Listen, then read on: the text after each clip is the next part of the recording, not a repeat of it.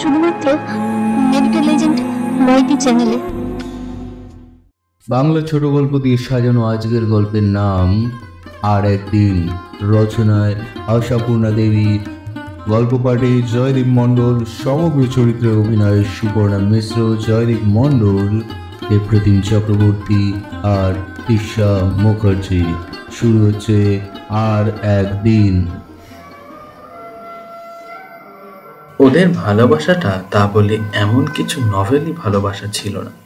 উভয় পরিবারের বন্ধুত্ব বন্ধনের সূত্রে প্রায় পারিবারিক প্রথার মতোই দুবাড়ির ছেলে মেয়েদের মধ্যে ছেলেবেলা থেকে সে সহজ প্রীতির সম্পর্ক গড়ে ওঠে, সেটুকুই। তবে তার বেশি নয়। এদের ছেলেরা ওদের ছাদে ঘুড়ি ওড়াতে গেলে অথবা ওদের ছেলেরা এদের উঠোনে মার্বেল খেলতে এলে কেউই তেমন দোষের বলে গণ্য করত না। তেমনি গণ্য করত না এ বাড়ির অলকা ও বাড়ির অশোককে দুখানা রুমাল সেলাই করে দিলে, অথবা ও বাড়ির অশোক এ বাড়ির অলকাকে একখানা বই প্রেজেন্ট করলে। কিন্তু শুধু এইটুকু সুযোগের অবসরে যতটুকু আর যেমন ভালোবাসা সৃষ্টি হওয়া সম্ভব ততটুকু। উপহারের বইতে খিদের চাহিদা মেটে না। অশোকের ডিউটি ছিল যেন তেন প্রকারেণ অলকাকে বই যোগান দেওয়া, কিন্তু বইয়ের পোকাকে বই জুগিয়ে কুলিয়ে উঠতে পারবে কে?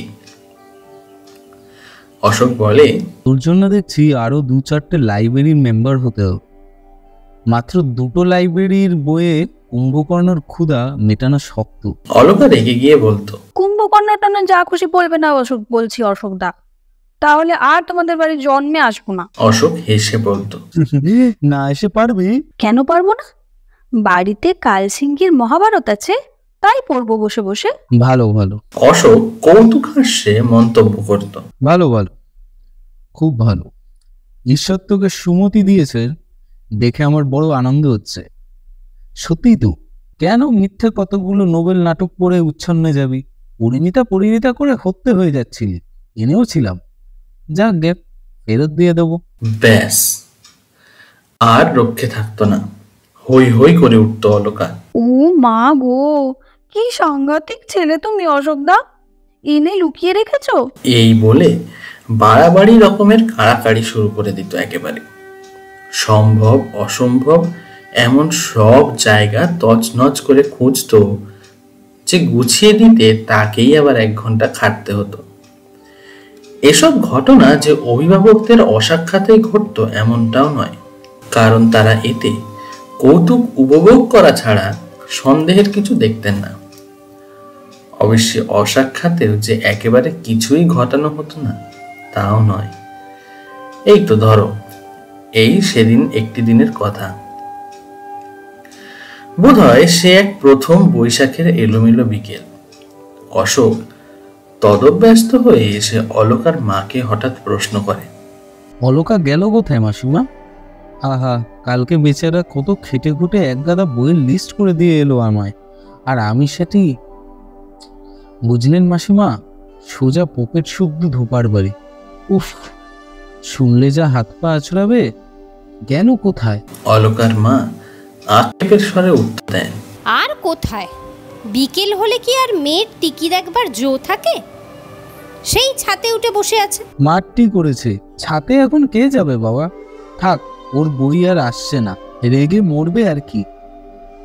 অলকা, এই অলকা, এই সময় ছাতে উঠে বসে থাকবারও দরকারটাই বাকি। এই রান্না টান্না তরকারি কোটা সব আপনাকেই করতে হয় তো, কাজ টাজ কিছু শেখাননি ওকে? কাজ করবে অলকা, তাহলেই হয়েছে। সে সম্ভাবনাকে নস্যাৎ করে দিয়ে মেয়েকে ডাকাডাকি করেন অলকার মা। ও মুখ পোড়া মেয়ে, নাম না ছাদ থেকে। এই অশোক এসে দাঁড়িয়ে আছে, কি লিস্ট ফিস দিয়ে যাবি, যা না। অলকা, কালা হয়ে বসে আছিস নাকি? আহা, ওর দোষ কি মাসিমা? ছেলে খান 30-40 বইয়ের নাম লিখে দিয়ে দিব্যি নিশ্চিন্তে আছে। মনে জানে আসতে যা দেরি, দিনে 2খানা করে বই গেলে যে কি করে। যোগান পেলে আর গিলবে না কেন? তোকেও যেমন ভূতে পেয়েছে বাবা। বলি ও অলকা, রোষ তোর ছাতের টঙে উঠে নিশ্চিন্তে হয়ে বসে থাকা বার করছি আমি। আপনার ও ক্ষীণকণ্ঠ 3 তলা অব্দি পৌঁছাবে না মাসিমা, বৃথা চেষ্টা। বিনুনি ধরে হির হির করে টেনে না আনলে আর নামানো যাবে না। বিনুনি ধরে টানবার জন্যেই অগত্যা উঠতে হয় ওকে ছাদে। অলকা অপ্রত্যাশিত খুশিতে চমকে গিয়ে বলে ওঠে, ও মা, এ কি তুমি হঠাৎ ছাতে যে? কি করব, আমাকে যে ভূতে পেয়েছে। ও আবার কি কথা, চা তা বলছো কেন? মাসিমা তো তাই বলেছেন, ঠিকই বলেছেন, বুদ্ধি আছে দৃষ্টি আছে, তাই বলেছেন। তবে হিসেবে একটু ভুল করে ফেলেছেন, ভূত নয় পেতনি। যা বলে চঞ্চল হয়ে উঠে দাঁড়ায় অলকা। এই নিতান্ত সহজ সামান্য পরিহাসেও কেমন যেন ভয় ভয় করে ওর। অলকার মুখের কথার সঙ্গে চোখও যেন কথা কইতে যাচ্ছে। চোখের ভাষাকে বড় ভয়। ও সামান্যকে এক দণ্ডে অসামান্য করে তুলতে পারে, তাই না? চোখকে এড়াতে অকারণে মুখের এত কথার সৃষ্টি। কথাই হচ্ছে আশ্রয়। তা ভয় অশোকেরও ছিল বই কি। তা না হলে অমন বলি বলি চোখ কিছু না বলে কি থেমে থাকে? ছাদে মাদুর পেতে বসে আর কিছুই নয়, বই পড়ছিল অলকা। হঠাৎ উঠে দাঁড়াতেই কোল থেকে পড়ে গেল বইটা, রবীন্দ্রনাথের চয়নিকা। কি পড়া হচ্ছিল কি? কাব্যি। কুড়িয়ে নিয়ে মাঝখান থেকে একটা কবিতা খুলে অবজ্ঞার সুরে বলে, বললেই হয় না শুধু বোকার মতো, মানে বুঝতে পারিস কিছু? কেন পারবো না, খুব পারি। ভগবান একা তোমাকেই সব বুদ্ধিগুলো দিয়ে দিয়েছেন নাকি? আমার তো তাই বেরো না। পারিস যদি তো পড়, এটা পড়ে মানে বল, দেখি কেমন বোধ শক্তি। খোলা পাতাটার দিকে চেয়ে থেকে অলকার মুখটা লাল হয়ে ওঠে। কথা বলার শক্তি বড় বিশেষ একটা থাকে না। কই কি হলো, বুঝতে পারলি না? সত্যি কি পণ্ডিত, পড়তেই পারে না, আবার মানে বোঝার গুমর। দিনে 2খানা বই শেষ করার রহস্য এইবার বুঝেছি। শুধু চোখ বোলাস, তাই তো? শুনবি তবে? শোন, মানে বুঝিয়ে দিচ্ছি। কবি বলেছেন, তোমারেই যেন ভালোবাসিয়েছি শতরূপে শতবার, যুগে যুগে আনিবার চিরকাল ধরে। শেষ পর্যন্ত মানে বুঝবার জন্য দাঁড়িয়ে শোনার সাহস অলকার অন্তত ছিল না। বেচারা 14 বছরের অলকা ছুটে পালিয়ে গেল নিচে। না, 14 বছরের নায়িকা শুনে হাসবার কিছুই নেই। ঘটনাটা এ যুগের নয়, সেই যুগের। তখনও 13 বছরের ললিতা সগৌরবে আঁচলে চাবির গোছা বেঁধে পাঠকের চিত্ত জয় করে বেড়াচ্ছে। অবশ্য এমন সুযোগে সুবিধে বড় বেশি পাওয়া যেত না। এ জীবনে দুজনের মিলন না হলে জীবন মিথ্যে হয়ে যাবে, এমন আজগুবি কথা দুজনের একজনও ভাবেনি কোনোদিন।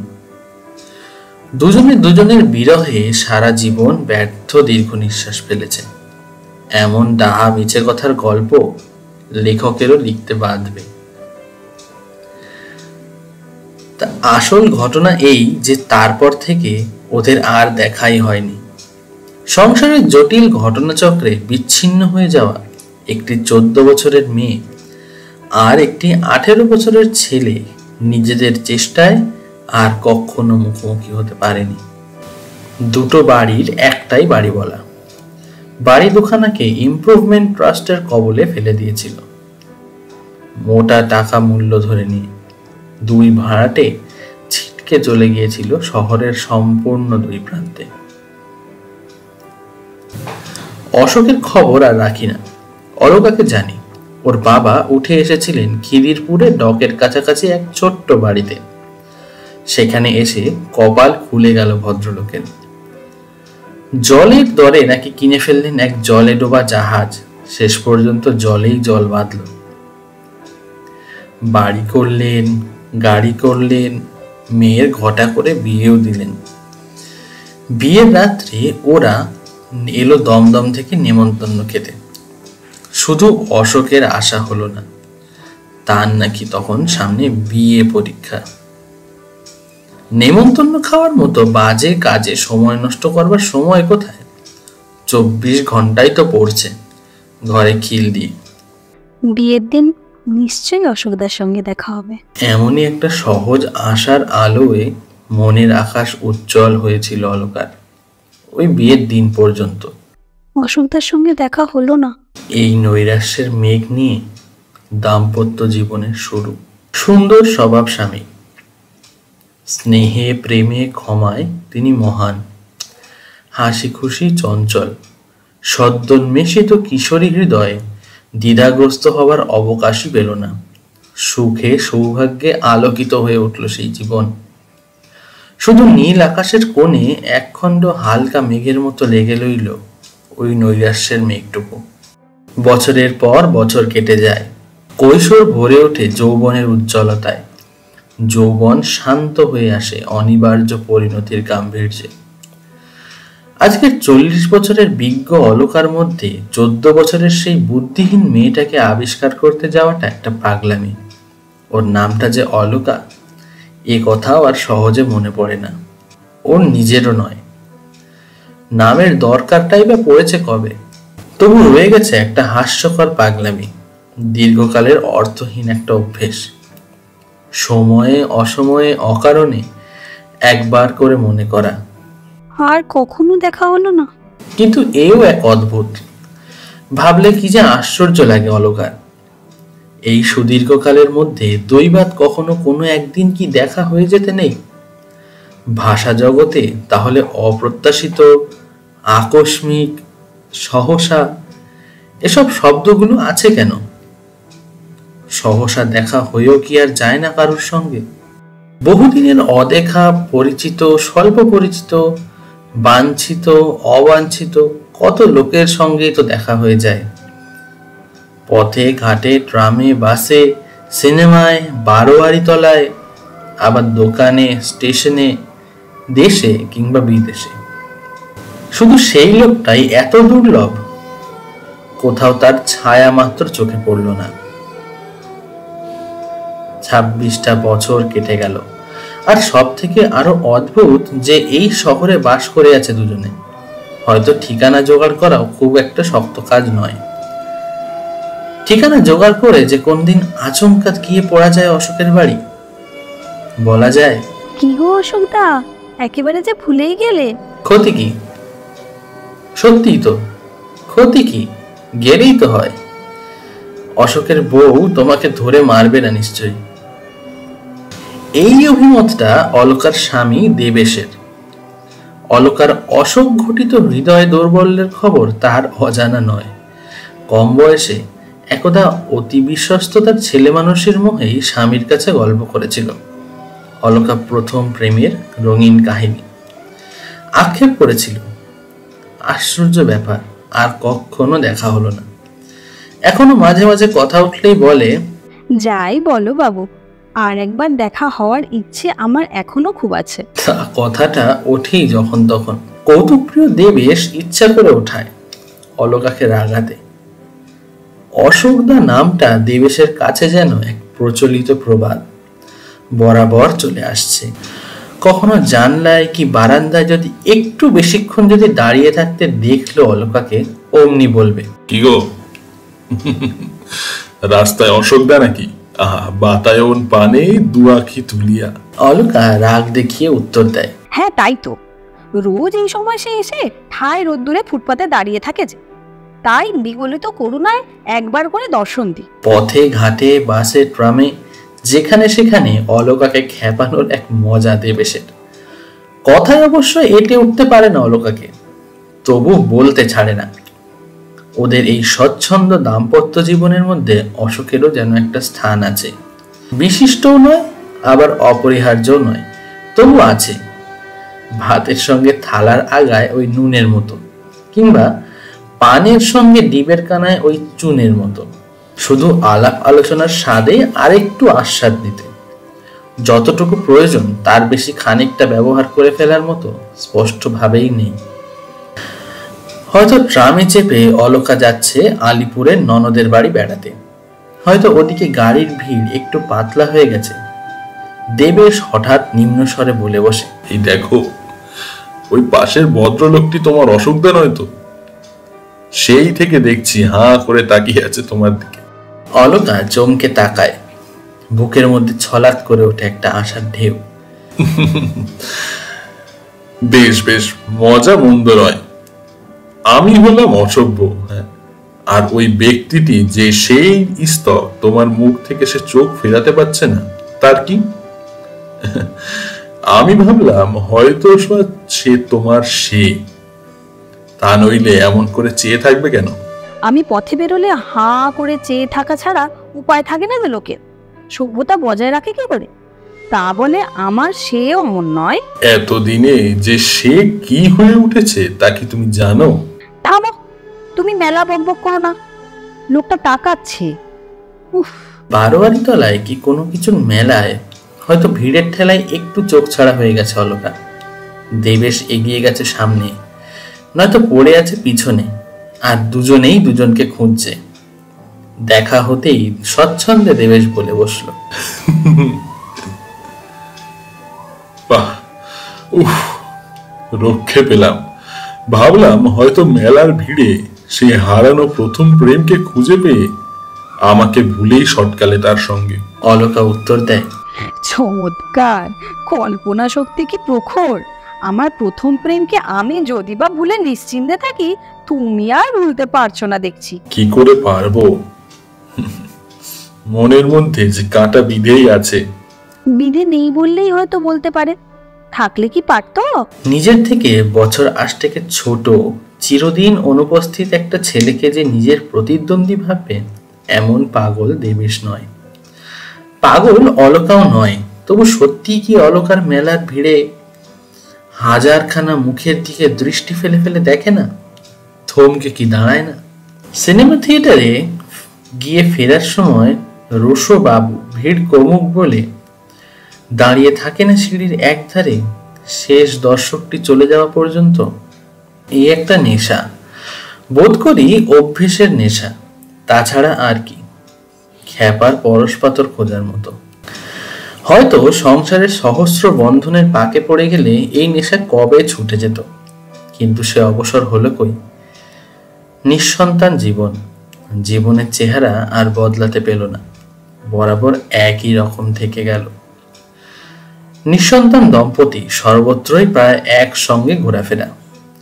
দেবেশের মামাতো বোনের বিয়ে উপলক্ষে সকালের গাড়িতে চলেছে দুজন চন্দননগর, সেকেন্ড ক্লাস। একখানি কামরায় উঠে গুছিয়ে বসে দেবেশের প্রথম কথা, তা হ্যাঁ গো, ওদের বিয়েতে দেওয়ার একখানা শাড়ি ভুলে ফেলে আসনি তো? এসেছি। কি সর্বনাশ! তাহলে উপায়? উপায়ের অভাব কি? চন্দননগর তাঁতের শাড়ির জন্য বিখ্যাত। তার মানে গিয়ে আবার একটা কিনতে হবে? ভুলে ফেলে এলে অবশ্যই হতো, কিন্তু থামো তো তুমি। খবরের কাগজখানা সঙ্গে নিতে বলেছিলাম, নিয়েছিলে? তা নাওনি। জানতাম আগে যত ভুল সব আমিই করি। নবদম্পতি নয় যে কেউ ওদের কথোপকথনে কর্ণপাত করবে। সম্পর্ক সম্বন্ধে সন্দেহের অবকাশ মাত্র নেই যে কেউ কৌতূহল দৃষ্টি ফেলবে, তাকিয়েও দেখে না কেউ। শুধু বোধ করি খবরের কাগজ কথাটা উচ্চারিত হতেই একেবারে কোণের দিকে যে ভদ্রলোক একখানা খোলা কবরের কাগজে নাক ডুবিয়ে বসেছিলেন, তিনি কাগজখানা একটু বাগিয়ে ধরে নড়ে চড়ে একটু গুছিয়ে বসলেন। বোধহয় মনে মনে আশঙ্কিত হন, এই রে, এ আবার চাইবে না তো? মুখটা স্পষ্ট দেখা যাচ্ছে না, তাই মুখের ভাব বোঝা যায় না। কাগজের উপর জেগে আছে শুধু ভুরুর উপরে ওই তেল চকচকে টাকওয়ালা মাথাটি। কর্তাগিন্নিতে নিচু গলায় সাবধানে কথা চলে। লোকটাকে যেন কোথায় দেখেছি। লোকটার আর কতটুকু বা দেখতে পাচ্ছ? মুখচন্দ্র তো কাগজের আড়ালে। তা হলেও হাত পা কপাল ভুরু সবটা মিলিয়ে কেমন যেন চেনা চেনা লাগছে।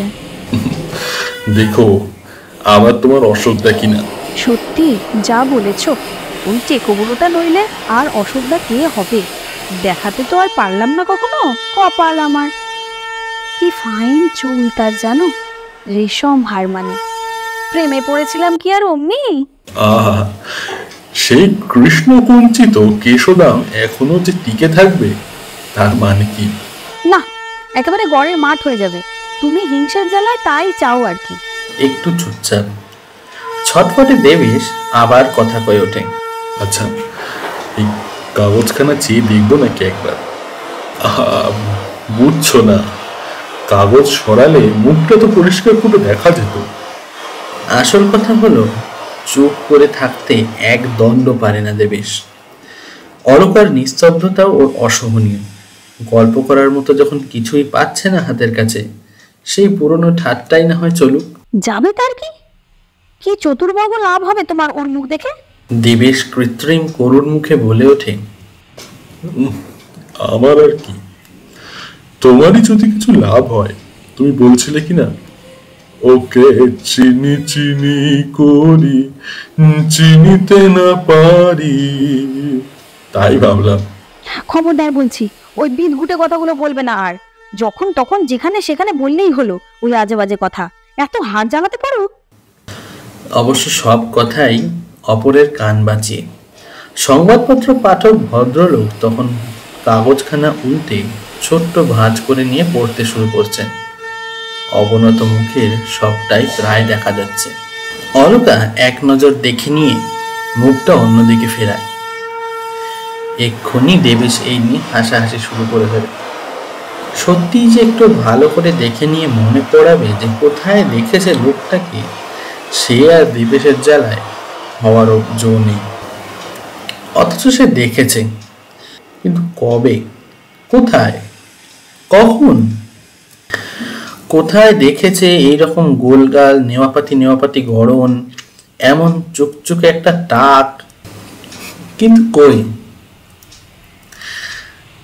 অনেক চেষ্টা করেও কিছুতেই মনে করতে পারে না। তবু মনে খটকা একটা যেন থেকে যায়।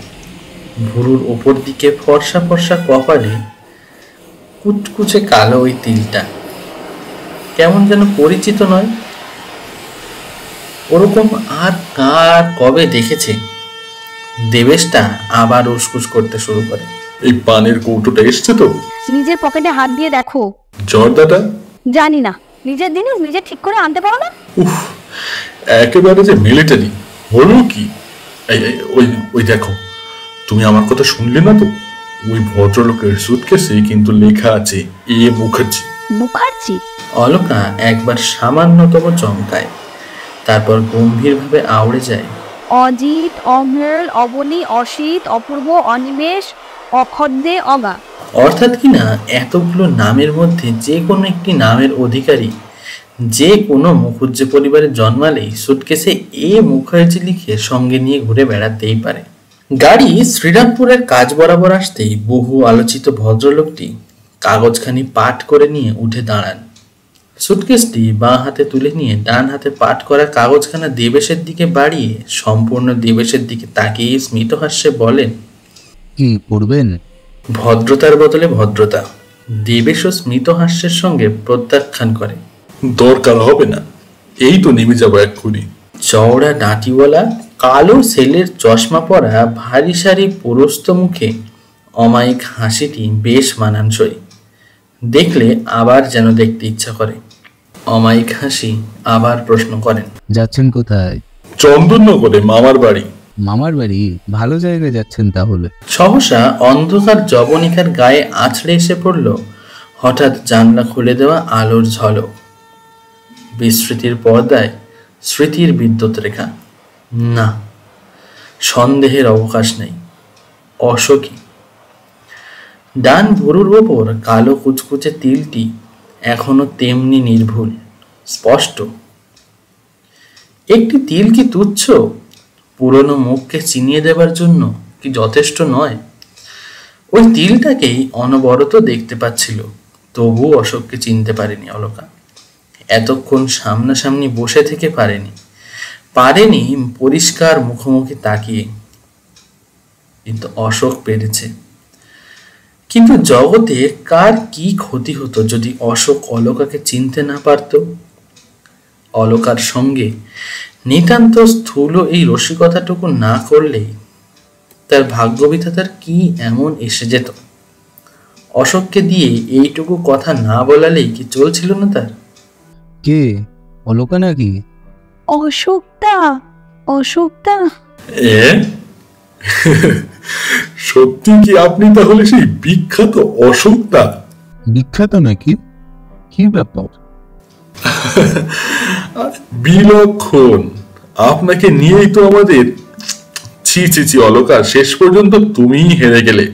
এই বুঝলেন কিনা মশাই, আপনার বাল্য বান্ধবী এতক্ষণ আমার সঙ্গে তর্ক করছিলেন যে অশোকদার কখনো অত টাক হতেই পারে না, কিন্তু আমার প্রথম থেকেই সন্দেহ হচ্ছিল। তাই নাকি? আপনি তো আমাকে দেখেননি। দেবেশ অত্যন্ত রসিকতার ভঙ্গিতে বলতে যাচ্ছিল, দেখিনি, শুধু বাসি শুনেছি। কিন্তু বলা হলো না। গাড়ির বাঁশি বেজে উঠল। ট্রেন শ্রীরামপুর স্টেশনে ইন করেছে। মাত্র 1 মিনিটের স্টপেজ। গাড়ি থামার সঙ্গে সঙ্গে ভদ্রলোক নড়ে ওঠেন। তাড়াতাড়ি 2 হাত জোড় করে বললেন, নমস্কার, এসে গেল আমার গন্তব্যস্থল। আপনার সঙ্গে দেখা হয়ে খুব খুশি হলাম। বলো ভাইয়া, চললাম তাহলে, অনেকদিন পর দেখা হলো, কি বলো? নেমে গেলেন ভদ্রলোক তাড়াতাড়ি করে। সঙ্গে সঙ্গে গাড়ি চলতে শুরু করলো। আর চলার সঙ্গে সঙ্গেই মুহূর্তের মধ্যে স্তব্ধ হয়ে গেল একটি মধুর বেদনাময় সঙ্গীত। থেমে গেল একটি সুর। অভিনয়ের পেছনে আবহ সঙ্গীতের মতো অলকার জীবনের নেপথ্যে ঝঙ্কৃত যে অনাহত মৃদুর সুরটি তার সমগ্র জীবনকে গেঁথে রেখেছিল একটি সুষমার ছন্দে। সে চিরদিনের মতো থেমে গেল, ভেঙে গেল সেই ছন্দ। না, সে সুর আর বাজবে না, সেই ছন্দ আর ফিরে আসবে না। আর একবার দেখা হলো না বলে সে নিঃশ্বাস ফেলার মধুর যে শোকটুকু, সেটা ফুরিয়ে গেল।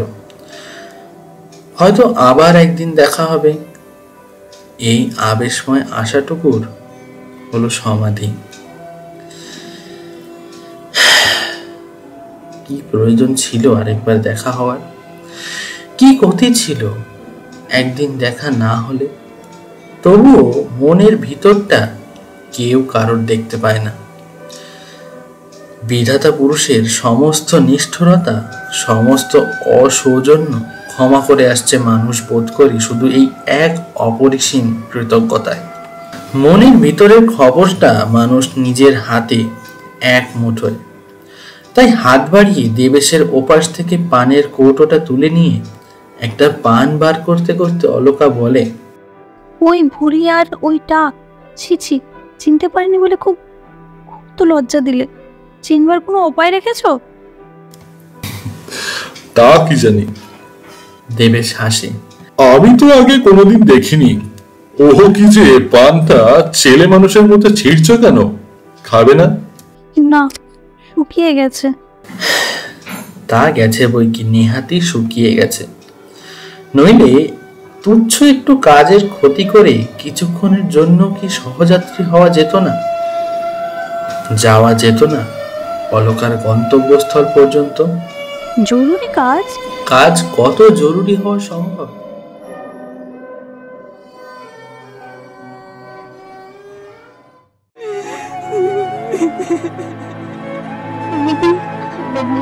শুধুমাত্র মেডিকেল এজেন্ট মইটি চ্যানেলে।